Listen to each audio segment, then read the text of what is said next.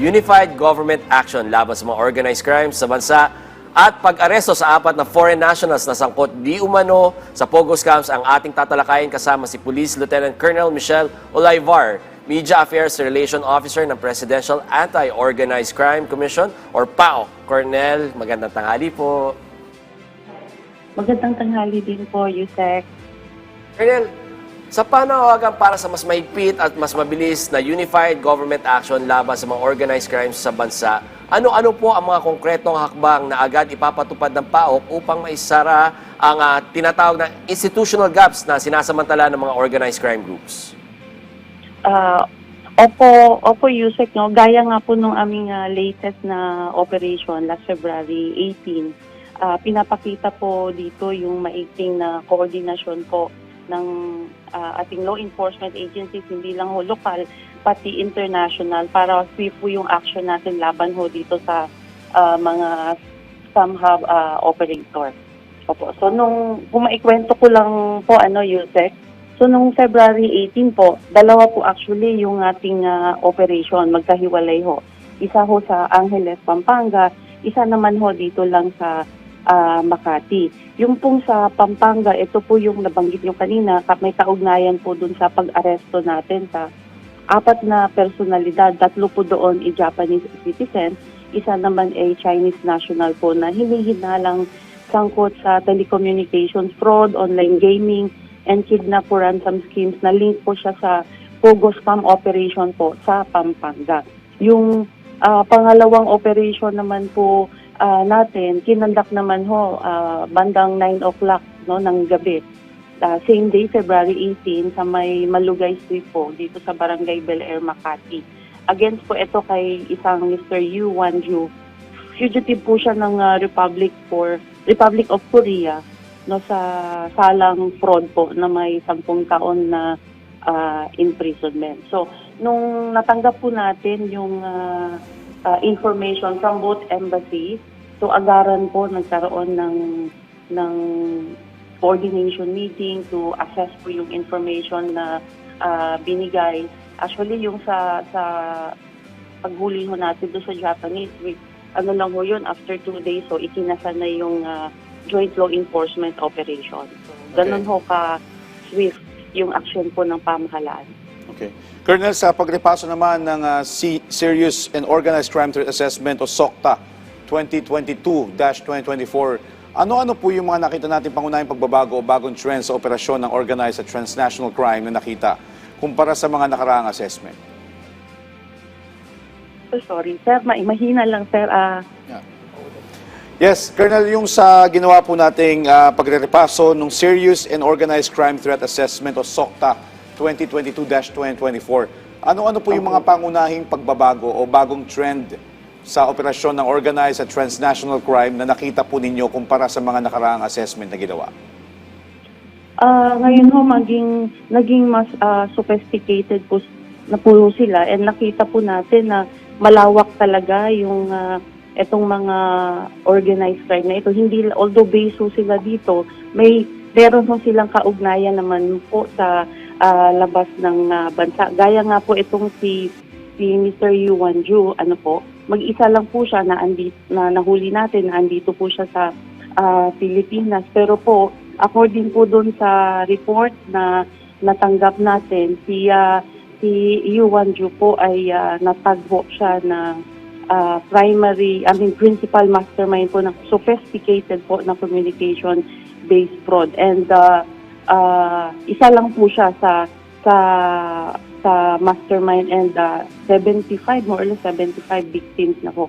So, yun ho yung nakita po nung meeting na yon, na medyo po naging sophisticated po talaga yung itong ating mga kalaban. Kaya dapat po mas lalong paigtingin pa natin yung ating coordination.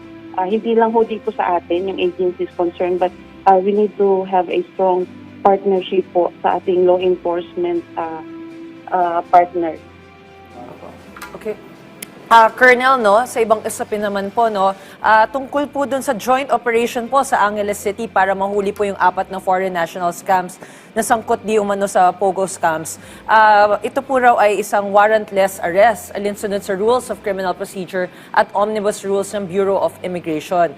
Ano po ba yung mga particular na paglabag po sa immigration laws na naging basehan po ng pagdakip po sa mga suspect? Tama po kayo, Yusek. Initially, yan po muna yung na-charge natin, yung violation po sa ating immigration law. Particularly po, they were charged dun sa overstaying po nila, and then wala silang, undocumented po sila, and then undesirable alien po sila. Kasi wala po talaga silang naipakita sa atin na valid identification document or kanilang passports while nandito po sila sa ating bansa. Colonel, bagamat tinanggi nila na nung sila inaresto na yung sangkot sila doon sa kidnapping at extortion, inamin naman nila na ang participation nila sa scamming at online gaming fraud. Ano yung mga susunod na hakbang ng PAOK upang matukoy kung mas malawak na sindikato na sangkot sa likod ng operasyon na to? Sir, ongoing pa rin po yung ating investigation. Ngayon po, pumasok na po kasi, although initially kasama naman na yung WCPC ho natin, but ngayon sila ho yung primary na nag-handle ng investigation. Gawa nga po na dininay ho nila na hindi sila sakot sa kidnapping, but meron po kasing dalawang Japanese national na nakatakas po sa isang scam hub doon po sa Clark, Pampanga, na humingi ho ng refuge sa Japanese embassy. And sa kanila po nang galing na allegedly may nag-iwan pa po doon na also subject for trafficking.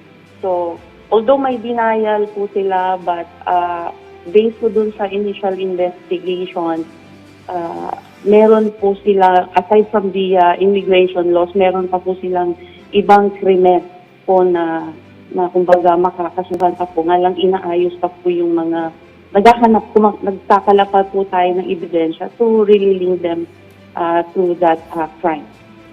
Okay.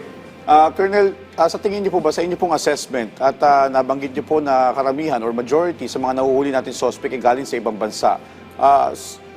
From your perspective po ba, dahil po ba maluwag yung ating screening dito sa bansa o marami sila nabibiktima kaya dito nila pinupuntirya na gumawa ng ganitong mga krimen? Yung bansa po natin, sir, di ba? Porous po yung ating yung borders po natin, no? Marami pong pwedeng pasukan. Hindi ko po sinasabi naman na maluwag po, pero marami po silang pwedeng daanan. Naikwento nga po nila sa atin na originally po ay na-recruit po sila for a scam hub in Cambodia, and then yung kanilang Chinese facilitator po, 5 sa kanila, dinala ho rito sila sa Pilipinas. So, isa ho yung aspeto na inaalam pa po natin. So, yung patuloy yun na investigation na ginagawa kung paano po sila nakapasok sa ating bansa. Okay. Colonel, no, sa patuloy po ng operasyon ng Pogo Link scam sa bansa, ano po ba ang mas pinaigting na hakbang ng PAOK upang mapigilan ang paggamit sa Pilipinas bilang base ng international fraud networks, lalo na kung sangkot ang mga dayuhan? So, ang tinitignan po ngayon ng PAOK USEC is paigtingin po natin lalo yung coordination po natin sa foreign embassies and law enforcement counterparts.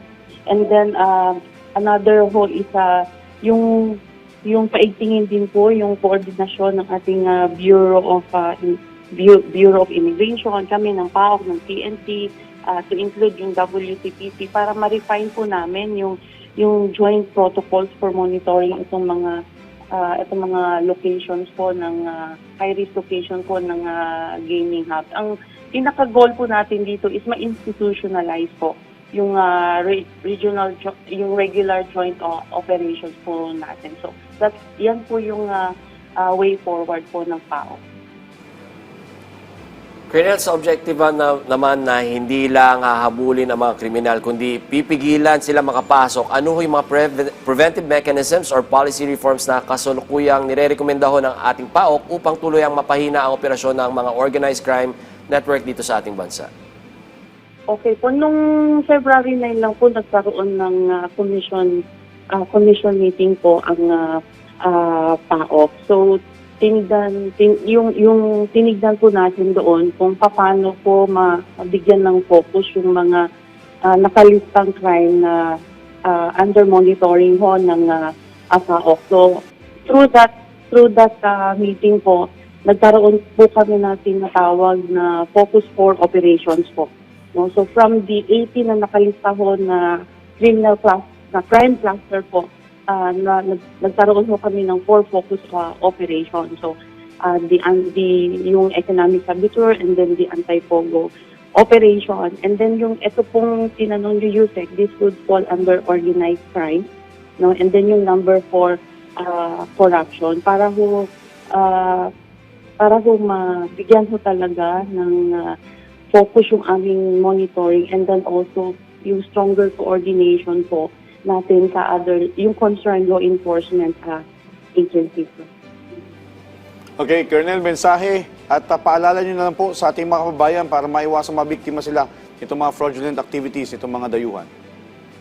Opo, nais po natin ipaabot sa ating mga kababayan na ang pamahalaan po, ang inyong pong pamahalaan ay hindi po tumitigil sa paghahanap ng mga foreign fugitives na nagtatago dito sa ating bansa. Gayon di po yung gumagawa ng krimen while staying po sa ating bansa.